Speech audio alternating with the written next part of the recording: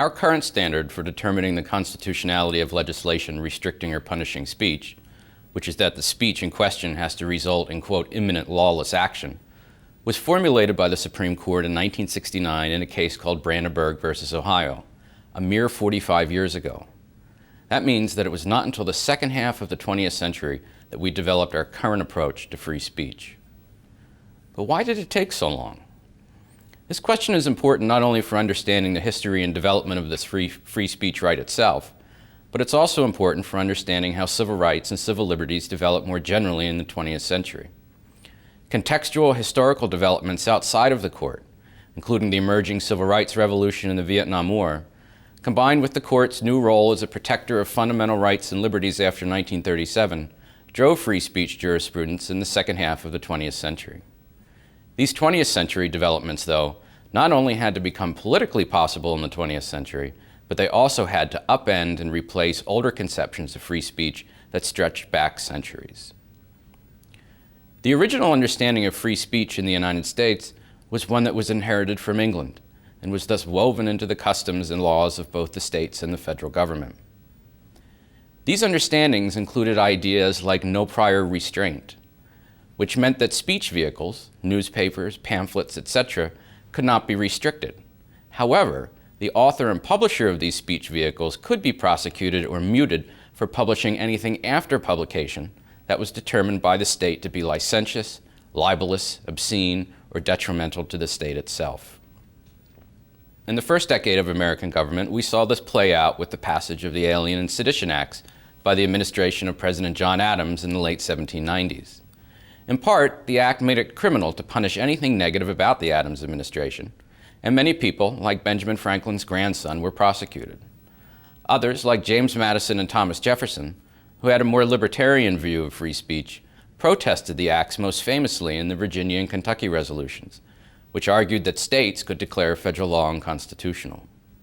Nevertheless, the views of Jefferson and Madison remained a minority well into the 20th century. Moreover, even among those who were against the Alien and Sedition Acts, there was still the belief that individual states restrict speech in many different ways.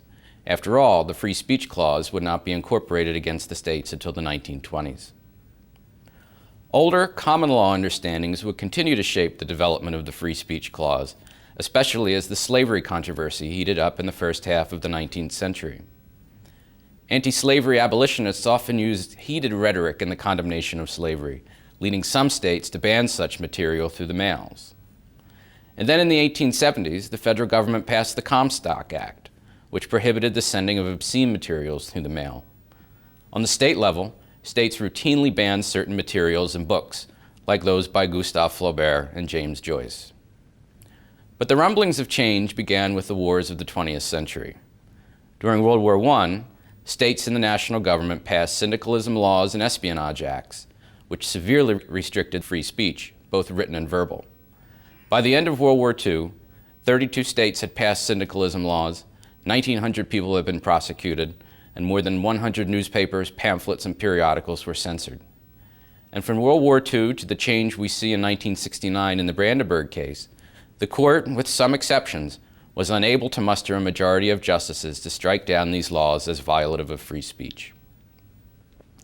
So what changed? For one, our experience with totalitarian states during World War II gave some pause to our mechanically applying the older common law rules, such as the doctrine of no prior restraint. How are we any different than Nazi Germany or Imperial Japan if we arrest and censor people for their speech? Relatedly, the Cold War was a fight between the US and Russia over power throughout the globe. At the very least, older, more restrictive understandings of free speech were bad PR for the United States as they sought to project US values abroad. During the Cold War, tensions ran high in the upper echelons of government, and in Hollywood too, about communist infiltration. Led by Senator Joseph McCarthy of Wisconsin, his Committee on Un-American Activities ruined professional and personal lives with witch hunts centered around things people simply said or wrote or who they met with. The emerging civil rights movement and growing concern about the Vietnam War also contributed to the court crafting a new, more libertarian standard of balancing free speech rights with governmental interests. So by the late 1960s, we can generally see the development of the free speech clause during the 20th century. In the first half of the 20th century, the court produced balancing tests that sought to balance legitimate governmental interests with free speech. In the second half of the 20th century, the court will produce a two-level theory, where political speech, like in the cases for this section, receives special protection or strict scrutiny unless they fall into four categories: obscenity, libel, fighting words, or commercial speech. So as you read these cases, here are some things to consider.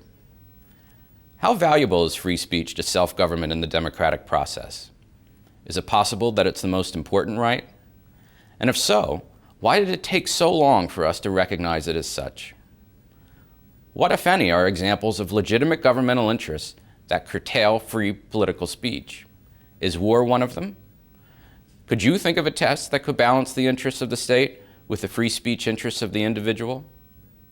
In this section, enjoy your relatively newfound right to free speech.